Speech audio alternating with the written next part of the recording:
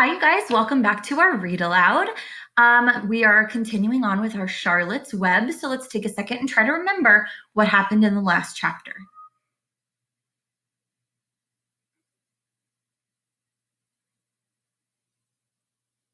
Right. So Wilbur was kind of sad.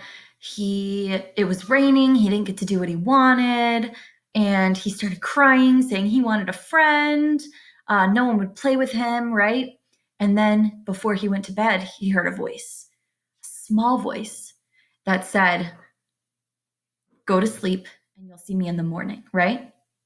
All right, let's continue on. Chapter 5, Charlotte. The night seemed long. Wilbur's stomach was empty and his mind was full. And when your stomach is empty and your mind is full, it's always hard to sleep. A dozen times during the night, Wilbur woke and stared into the blackness, listening to the sounds and trying to figure out what time it was. A barn is never perfectly quiet. Even at midnight, there's usually something stirring. The first time he woke, he heard Templeton gnawing a hole in the grain bin. Templeton's teeth scraped loudly against the wood and made quite a racket. That crazy rat, thought Wilbur. Why does he have to stay up all night, grinding his clashers and destroying people's property? Why can't he go to sleep like any decent animal?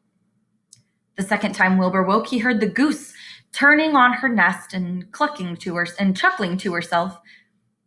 "What time is it?" whispered Wilbur to the goose. Probably about 11:30, said the goose.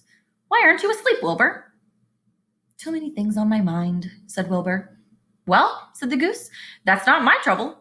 I have nothing at all on my mind, but I have too many things under my behind. Have you ever tried to sleep while sitting on 8 eggs? "No," replied Wilbur. "I suppose it is uncomfortable. How long does it take a goose egg to hatch?" Approximately 30 days, all told," answered the goose.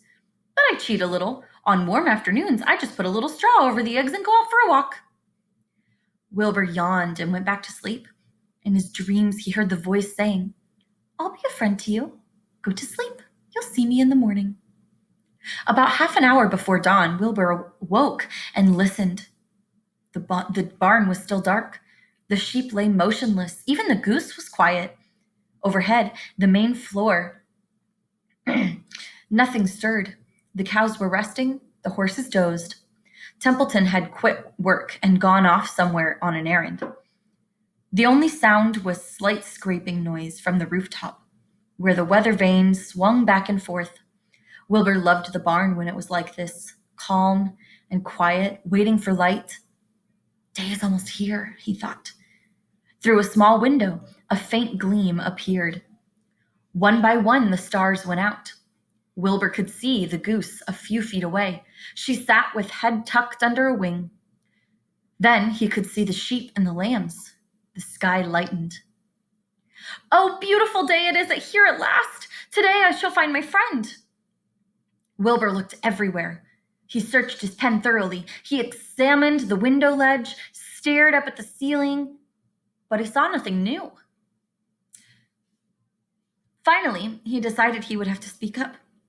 He hated to break the lovely stillness of dawn by using his voice, but he couldn't think of any other way to locate the mysterious new friend who was nowhere to be seen. So Wilbur cleared his throat. "Attention, please," he said in a loud, firm voice. "Will the party who addressed me at bedtime last night kindly make himself or herself known by giving an appropriate sign or signal?" Wilbur paused and listened. All the other animals lifted their heads and stared at him. Wilbur blushed, but he was determined to get in touch with his unknown friend. "Attention, please," he said. "I will repeat the message. Will the party who addressed me at bedtime last night kindly speak up? Please tell me where you are, if you are my friend." The sheep looked at each other in disgust. "Stop your nonsense, Wilbur," said the oldest sheep. "If you have a new friend here, you are probably disturbing his rest, and the quickest way to spoil a friendship is to wake somebody up in the morning before he is ready. How can you be sure your friend is an early riser?"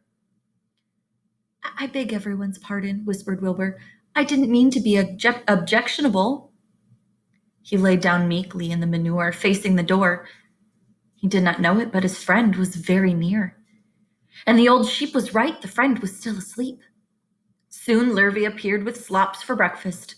Wilbur rushed out, ate everything in a hurry, and licked the trough. The sheep moved off down the lane, and the gander waddled along behind them, pulling grass. So a gander is like a male goose. And then, just as Wilbur was settling down for his morning nap, he heard again the thin voice that had addressed him the night before. "Salutations," said the voice. Wilbur jumped to his feet. What?" he cried. "Salutations," repeated the voice. "What are they? And where are you?" screamed Wilbur. Please tell me where you are, and what are salutations?" "Salutations are greetings," said the voice. "When I say salutations, it's just my fancy way of saying hello or good morning. Actually, it's a silly expression, and I'm surprised that I used it at all. As for my whereabouts, that's easy. Look up here in the corner of the doorway. Here I am. Look, I'm waving."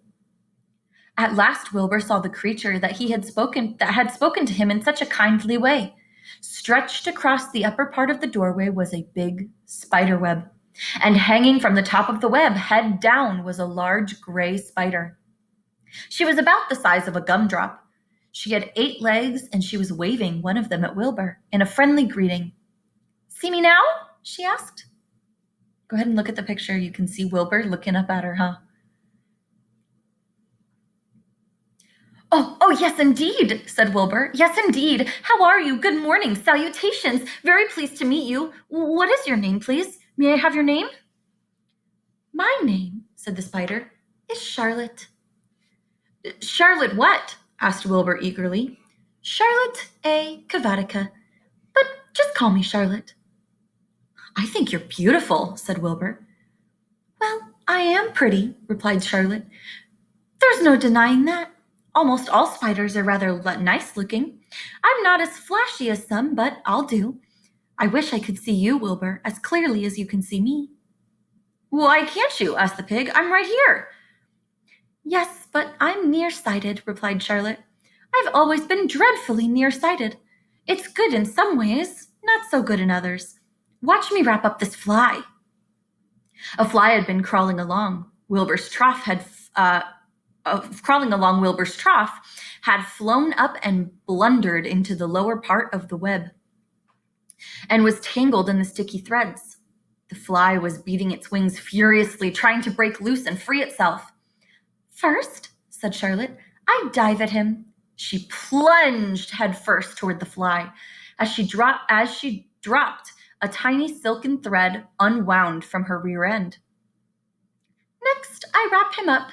She grabbed the fly, threw a few jets of silk around it, and rolled it over and over, wrapping it so it couldn't move. Wilbur watched in horror. He could hardly believe what he was seeing. And although he detested flies, he was sorry for this one. So you can see the picture. She's wrapping up the fly. "There," said Charlotte. "Now I knock him out, so he'll be more comfortable." She bit the fly. "He can't feel a thing now," she remarked. "He'll be a perfect breakfast for me." "You mean you eat flies?" gasped Wilbur. "Certainly. Flies, bugs, grasshoppers, choice beetles, moths, butterflies, tasty cockroaches, gnats, midges, daddy longlegs, centipedes, mosquitoes, crickets. Anything that's careless enough to get caught in my web. I have to live, don't I?" "What, yes, of course," said Wilbur. "Do they taste good?" "Delicious. Of course. I don't really eat them. I drink them. Drink their blood. I love blood," said Charlotte, and her pleasant, thin voice grew even thinner and more pleasant. "Don't say that," groaned Wilbur. "Please don't say things like that." "Why not? It's true. I have to say what is true. I am not entirely happy about my diet of flies and bugs, but it's the way I'm made. A spider has to pick up living somehow or other, and I happen to be a trapper. I just naturally build a web and trap flies and other insects. My mother was a trapper before me, and her mother was a trapper before her. All our family have been trappers. Way back for thousands and thousands of years were spiders. We spiders have been laying for flies and bugs.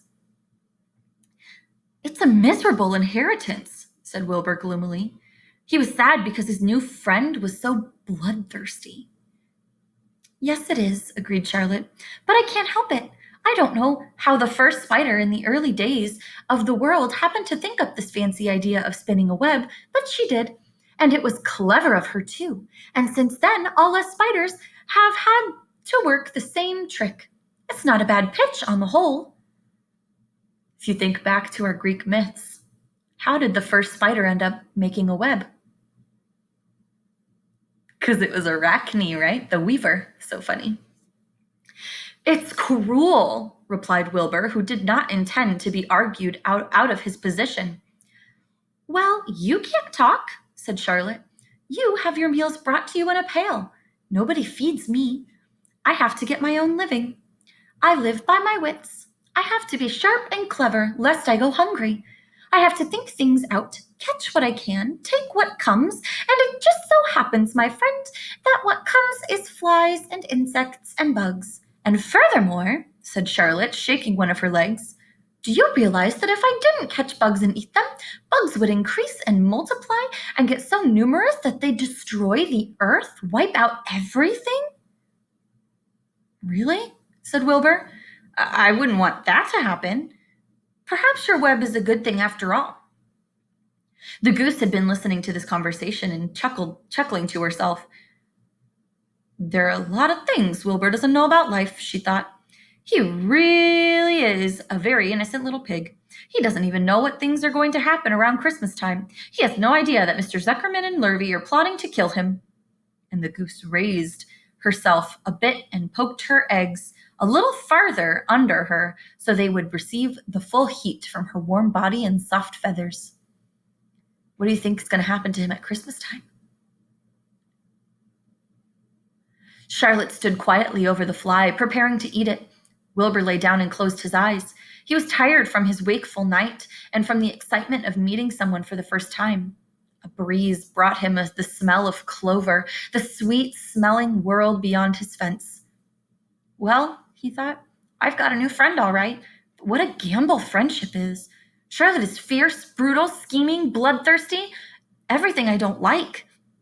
How can I learn to like her even though she is pretty and of course, clever? Wilbur was merely suffering the doubts and fears that often go with finding a new friend.